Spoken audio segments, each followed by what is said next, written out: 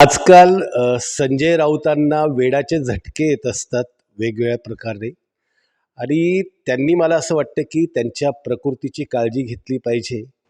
त्यांच्याकडे जर समजा इलाज कुठे होत नसेल तर बाळासाहेब दवाखाना आहे, तिथे जाऊन त्यांनी आपला इलाज करून घेतला पाहिजे. हे जे त्यांचं वक्तव्य आहे हे एकूणच आकस आणि द्वेषबुद्धीने केलेलं ते दिसतं. देशात लोकशाही आहे आणि लोकशाहीचे पंतप्रधान आहे. लोकशाहीचा उत्सव देशामध्ये सुरू आहे आणि पंतप्रधान म्हणून आपल्या उमेदवाराच्या प्रचाराला जाण्यात किंवा महायुतीच्या उमेदवाराच्या प्रचाराला जाण्यात काही गैर नाही आहे.